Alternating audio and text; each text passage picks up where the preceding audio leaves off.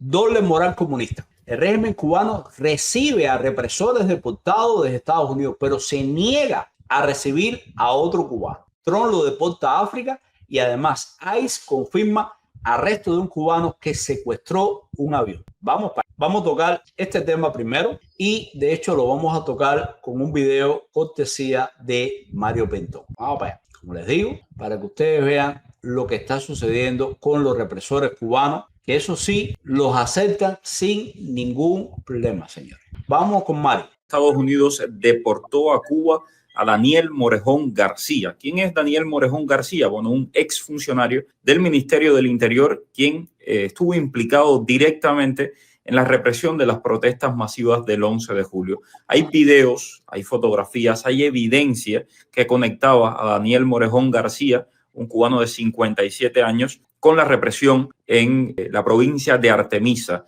Él vino a los Estados Unidos, estaba esperando la residencia permanente, pero ICE lo arrestó después de una denuncia de la Fundación para los Derechos Humanos en Cuba y acaban de enviarme la información, la confirmación de que ya ha sido deportado a la isla. Daniel Morejón García es un extranjero ilegal procedente de Cuba, esto es lo que me dice ICE, que no reveló su pertenencia al Ministerio del Interior ni su participación en la represión del pueblo cubano durante las protestas del 11 de julio. Morejón García fue detenido el 30 de abril en el sur de la Florida por agentes del Servicio de Investigaciones de Seguridad Nacional perteneciente a ICE.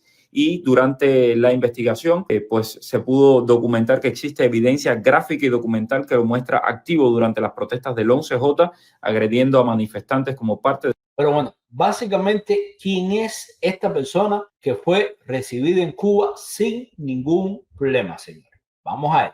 Tras su deportación, vecinos de Las Cañas en Artemisa reportan que Morejón García ha retornado vínculos con la seguridad del Estado, intimidando a testigos que colaboraron en su denuncia. Este señor se llama, como les había dicho, Daniel Morejón García. Ahí está la denuncia de Mario Pentón. De hecho, fue deportado, pero ¿qué pasa? Lo reciben y se vuelve a incorporar a donde, de hecho, de donde nunca salió, de donde nunca debió salir. El desastre, la cochambre que es la seguridad del Estado, la policía política, los chivatos y todo esto, el tipo se vuelve a reintroducir ahí como si nada.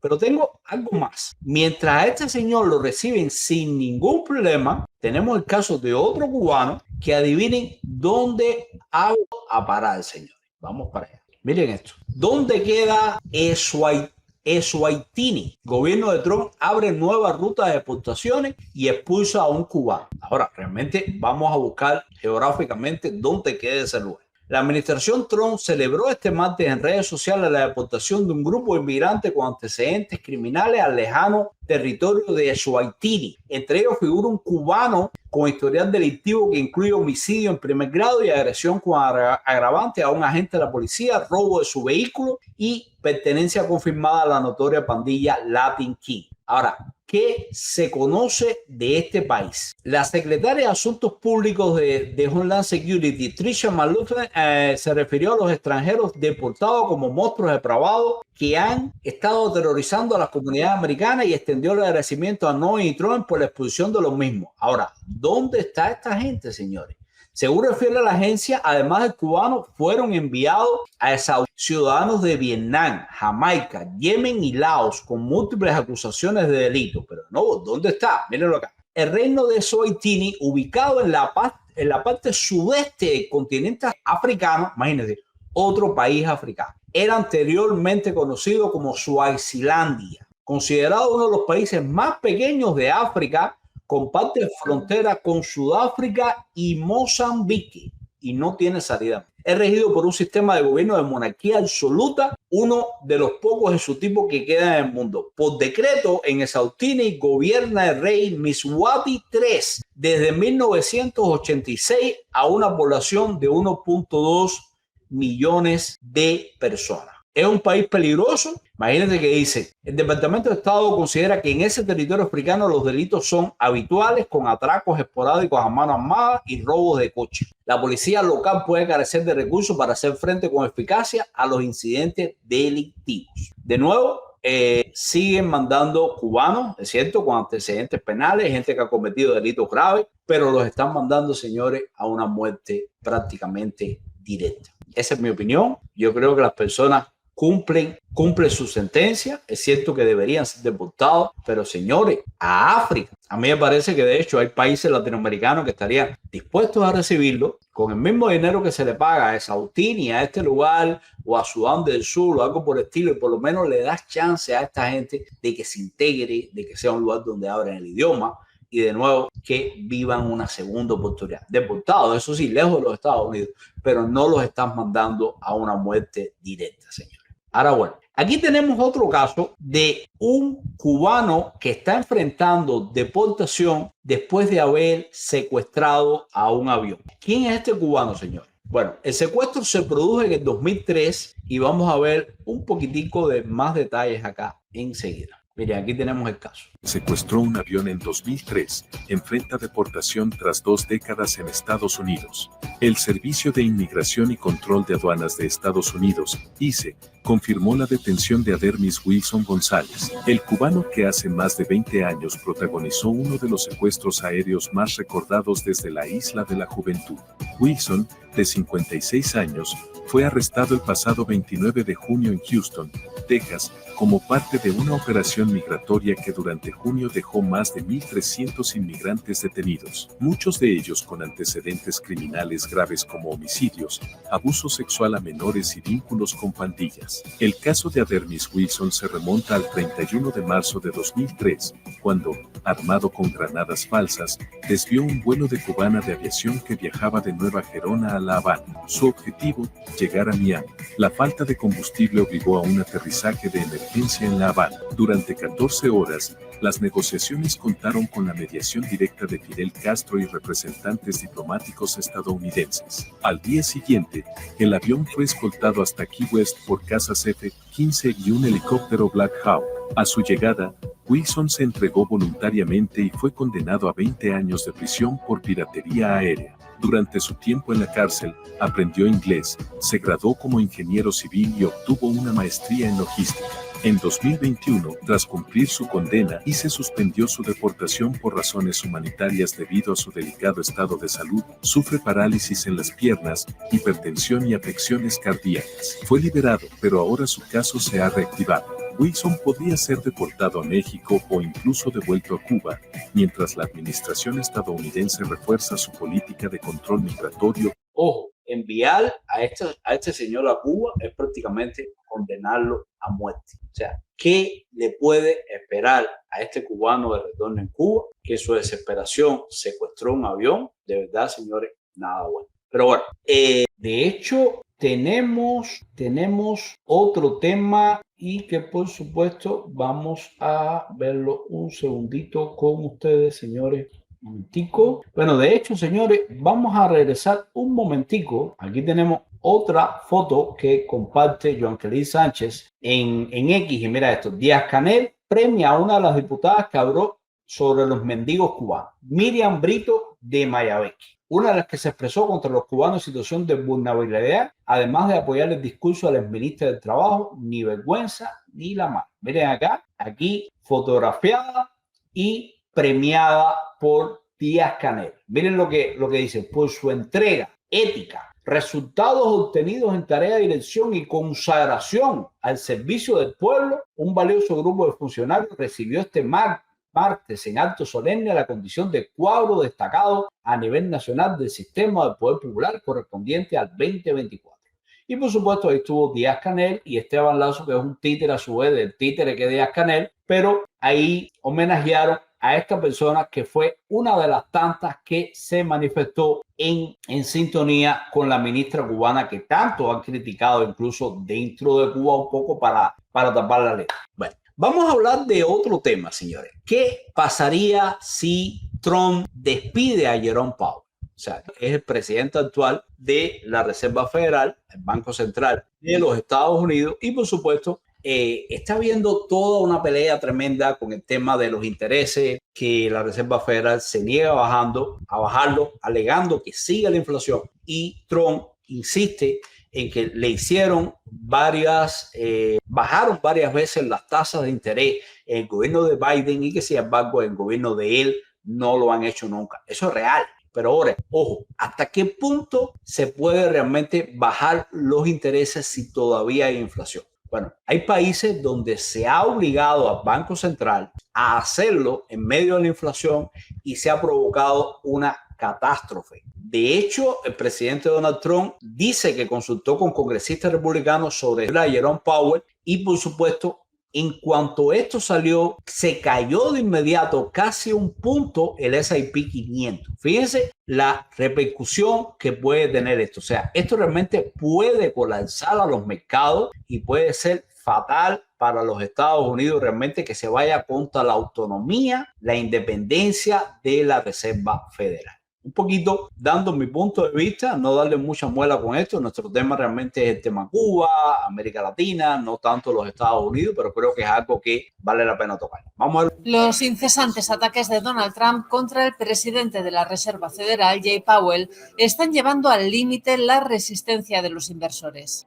Hay nervios en los mercados y temor por las consecuencias que podría tener la reducción de la independencia del Banco Central de Estados Unidos a la hora de combatir la inflación. Esta semana el dólar cayó un 1,2% frente a otras divisas, justo después de que Trump preguntara a un grupo de legisladores si debería despedir a Powell. El presidente ha asegurado que no piensa ejecutar ese despido de forma inminente, pero no deja de criticarlo.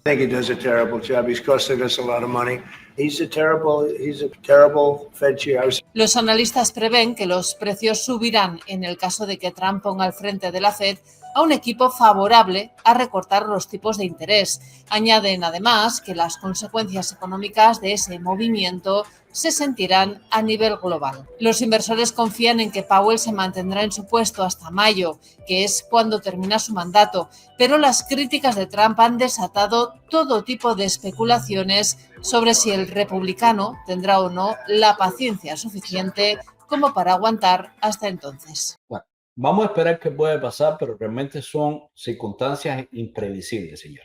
De hecho, les comento algo por arriba. En toda la historia de este país, nunca, pero nunca se ha despedido o se ha expulsado a la persona que ha estado a cargo de la Reserva Federal. Y ojo, la Reserva Federal, con todo lo que critiquemos, que no es federal, ni es reserva, ni mucho menos, existe desde 1913, o sea, lleva más de un siglo funcionando como Banco Central. Y antes de la Reserva Federal, hay mucha gente que dice, no existía el Banco Central. Sí, existieron diferentes bancos centrales, lo único que hubo un montón de pugnas intestinas, los quitaban, ponían otro. El primero, de hecho, que provocó una pugna entre Jefferson y Hamilton fue el Banco de los Estados Unidos. Pero bueno, vamos a tocar otro tema y es cómo hay jueces de inmigración en este país, ojo, que están cuestionando el miedo a la represión en Cuba. O sea, hay jueces que, señores, no tienen conocimiento de lo que está pasando en Cuba. Hay jueces que incluso se han presentado cubanos para solicitar refugio y les han dicho, pero ¿cómo refugio? Si Fidel Castro se murió hace rato y ahí no hay dictadura. O sea, hasta ahí llega el nivel de desconocimiento y eso es muy peligroso. En este caso está Joel Pérez, que llegó a los Estados Unidos en busca de refugio, un opositor cubano de 44 años que denunció haber sido víctima de acoso, detenciones arbitrarias y secuestro por parte del régimen de La Habana. Pero sin embargo, su caso ha sido rechazado porque no se encontraron elementos suficientes. La decisión dejó atónito a Joel porque había aportado testimonios, documentos y relataba en detalle las amenazas que sufrió en la isla. Entre ellos, fíjense que hay otros opositores como Oscar Castañeda, un reconocido bioquímico y activista vinculado al movimiento San Isidro, que también enfrenta incertidumbre. Su audiencia final se celebró en junio del 2025, hace apenas unos días. Duró entre 6 y 8 horas y estuvo marcada por un examen exhaustivo de sus pruebas. La jueza aún no ha emitido el fallo, pero solicitó escritos adicionales y fijó una fecha límite, el 11 de julio. Castañeda, quien ingresó por la frontera del Paso con su esposa embarazada y su hijo pequeño, vive hoy un limbo migratorio sin certeza sobre su futuro y con el miedo real a ser deportado a Cuba. Hay que tener en cuenta, señores, que esta gente son opositores conocidos, no son gente que ha salido de fly, ni mucho menos, y de nuevo están pasando todas estas cosas bien graves con los opositores aquí en los Estados Unidos. Miren esto, señores. entre las tantas cosas que están pasando en Cuba, entre las tantas cosas graves, tenemos a un señor mayor en Camagüey que acaba de morir. Miren aquí cómo hace recuento La Tijera News, a quien le damos el crédito. Triste realidad en Camagüey, fallece un adulto mayor tras pedalear bajo el sol en busca de sustento. Este jueves, o sea, hoy, alrededor de las 10:30, un hombre de 69 años falleció en plena calle de la ciudad de Camagüey, según reportó el Observatorio Cubano de Derechos Humanos. Según la información disponible, venía pedaleando desde el hospital provincial y tras recorrer cerca de 2 kilómetros bajo el sol, colapsó debido al agotamiento físico. En vez de descansar y compartir tiempo con su familia, como uno espera, que pase con un adulto mayor, aún tenía que salir a buscar el sustento diario. Por aquí me dice que no se oyen. Déjenme subir. Dígame, Ramos, si me escucha ahora. Entonces, esta situación nos recuerda lo que enfrentan varios cubanos de la isla, señores. Miren aquí las fotos, claro, por razones de privacidad del internet. No sale claramente el caso, pero aquí está la persona que falleció de agotamiento físico. Después de pedalear más de 2 kilómetros, un señor que, imagínense, un señor mayor pedaleando hasta morir, señores. Estas son de las tantas cosas que realmente pasan en Cuba y que les voy a decir. Vamos a ver qué más tenemos acá. Ok. Hoy también tenemos una noticia sobre todos aquellos que están buscando la nacionalidad española, que algo podría cambiar con relación a España y vamos a compartirlo con ustedes con mucho gusto, señores. Consulado en Cuba anuncia cambio de último momento en nacionalidad española para Cuba. Aquí de hecho nos dice Jorge Miller, Powell es demócrata y quieren tumbear a Trump y dañar la economía. Ven acá, ¿y quién eligió a Powell? Trump. ¿Por qué? Cuando lo eligió era buenísimo y ahora no sirve para nada. Pero señores, vamos a ver qué tiene la embajada de Cuba en este caso. A modo de aclaración de duda, el consulado de España en La Habana explicó los recientes cambios en el proceso para la nacionalidad del país europeo a ciudadanos cubanos. La sede consular publicó el miércoles información que aclara los trámites relacionados con la ley de memoria democrática, también conocida como ley de Nieto. Y pone acá, aclaración de dudas. Los usuarios con credenciales otorgadas a partir de abril del 2025 y que no tengan cita todavía pueden conseguirla, explicó el consulado con relación a los solicitantes que tienen usuario y contraseña en el sistema. Esto es, señores, una notificación para las personas que están dentro de Cuba porque realmente las condiciones están cambiando. Es bien importante que tengan en cuenta aquello, todos los que quieran emigrar en este caso. Bueno, fíjense acá, señores, tenemos una declaración de un ministro de Cuba que por fin acepta la verdad y nos dice por qué los turistas no van a Cuba. ¿Por qué los turistas están dejando de vacacionar bajo el régimen castrista? Y miren acá el resumen. Los turistas ya no van a Cuba porque no hay comida, admite el ministro de Ramos. Ven acá y todos estos hoteles monumentales y todo este dinero que se ha recaudado durante décadas por concepto de turismo. ¿Cómo ustedes no pueden darle comida a esta gente que está pagando en moneda fuerte? Por supuesto que no van a regresar. Hay muchísimas quejas de turistas rusos, de turistas chinos, que son de los pocos que están yendo en los últimos meses. Turistas canadienses, que era la principal fuente de ingresos y que realmente se han frustrado viendo la situación de Cuba, los apagones, la falta de alimentación, o sea, y todo lo que está pasando. En el tema, en este caso, la Comisión Agroalimentaria del Parlamento, el ministro Juan Carlos García Granda, relacionado a la disminución de visitantes con el desabastecimiento del sector, que dijo comenzó en el 2023 y se agudizó durante el 2024. Este ha sido el peor momento desde el derrumbe de las Torres Gemelas en el 2001, sin contar el periodo pandémico. Entre las principales razones de por qué no hay comida en los hoteles, miren lo que dice. Está la centralización en el pago en divisas y los esquemas poco atractivos para los productores nacionales, especialmente en el sector agrícola. Es decir, la dificultad para acceder a dólares de los campesinos, quienes mayoritariamente tampoco realizan operaciones bancarias. O sea, el caos del turismo es simplemente porque no hay comida, señor. Porque no hay comida y los turistas no están dispuestos, por supuesto, en ningún lugar a pasar hambre. Pero bueno, hablando de hambre, miseria, necesidad y todo tipo de tragedia, precisamente tenemos la expulsión de Fidel Castro y del Che de una ciudad mexicana. Pero ¿cómo a estas alturas expulsaron a Fidel Castro y el Che? Bueno, si los tipos murieron hace un montón de años. Bueno, vamos a escuchar lo que de hecho tiene que decir la alcaldesa de esta ciudad. Vamos a ponerla acá. Un momento, señores, en lo que hacemos un refresh y la ponemos acá. Muchísimas veces recuperar las banquetas del Jardín Tabacalera. Nos decían claramente, ustedes hablan y nosotras escuchamos y atendemos. Vecinas y vecinos. Nos pidieron muchísimas veces recuperar las banquetas del Jardín Tabacalera. Nos decían claramente, quiero volver a caminar libremente por las banquetas, descansar, disfrutar mi parque. Queremos que los espacios públicos vuelvan a ser nuestros. ¿Y qué creen? Estamos cumpliendo. Hoy quitamos las esculturas del Che Guevara y Fidel Castro por 3 razones muy simples y muy claras. Punto número 1, nunca hubo un procedimiento completo para colocarlas. No existe la cédula obligatoria que se necesita ante el Comité de Monumentos y Obras Artísticas en espacios públicos. 2, en los archivos de la alcaldía no existe un solo papel que autorice su instalación. 3, las esculturas estaban bajo el resguardo irregular de un trabajador de la alcaldía, sin que existiera ningún antecedente legal para eso. Así no se hacen las cosas.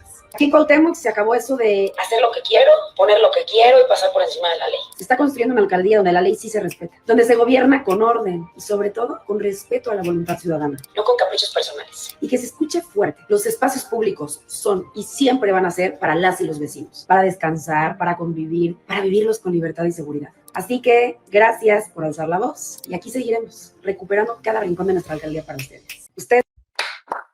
Muy bien, señor. Todo lo que sea castigar a los castristas, aunque sea de forma simbólica, ya salieron gritando, salieron necio por allá, horrores, que se siente traicionado, que cómo es posible. Bueno, pues yo me alegro muchísimo que expulsen de ahí esas estatuas de esos 2 bastardos, de esos 2 HP, de esos 2 criminales que realmente no deberían estar en un país que, aunque tengamos diferencias ideológicas con Claudio Sheinbaum, hasta donde sabemos es libre, hasta donde sabemos y a donde nos consta, de hecho, no han cerrado ninguna publicación por expresarse contra el gobierno, no han encarcelado a nadie por razones políticas y en ese sentido yo creo que México, por lo menos, hay una alcaldesa que cumple con su palabra, lo prometió antes de tomar posesión de ese mandato y de hecho creo que es muy bueno que puedan salir de ese mundismo que estaba afeando ese parque mexicano.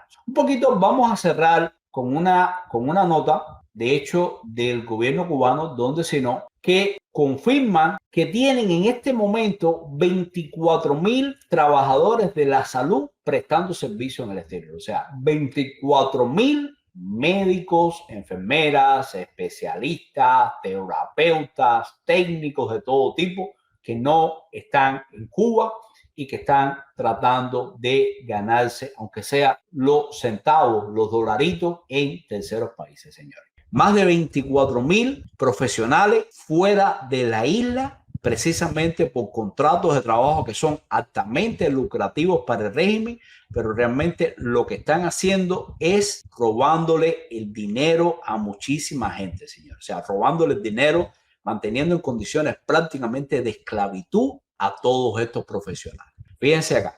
La cifra fue revelada durante el debate parlamentario sobre los lineamientos de política exterior celebrado por la Asamblea Nacional. En esa sesión, el ministro de Relaciones Exteriores, Bruno Rodríguez Parrilla, defendió la política exterior del régimen como una diplomacia revolucionaria y popular. Y en fin, placa. Pero fíjate, Rodríguez sostuvo que todos los órganos del Estado, el Parlamento, los ministerios, forman parte activa de esa política exterior, que, según dijo, tiene en el pueblo a su principal protagonista. No obstante, en la práctica, el modelo que describe deja al margen a miles de profesionales de la salud enviados forzosamente al exterior por las tremendas condiciones económicas, sin voz, sin derecho y bajo control del aparato estatal, mientras que los galenos que permanecen en la isla laboran en condiciones paupérrimas y regulados sin posibilidad de abandonar el país. O sea, la doble trampa a la que ellos tienen sometidos a todos los profesionales. Bueno, señores, pues un poco hemos tenido un programita bastante rápido, un programa donde hemos analizado algunos temas. No hay tantas noticias de última hora y realmente que sean llamativas o algo por el estilo, pero sí es importante seguir la pauta, mantener nuestro programa y, por supuesto, traerle las últimas novedades, todo lo que va ocurriendo sobre Cuba y el resto del mundo.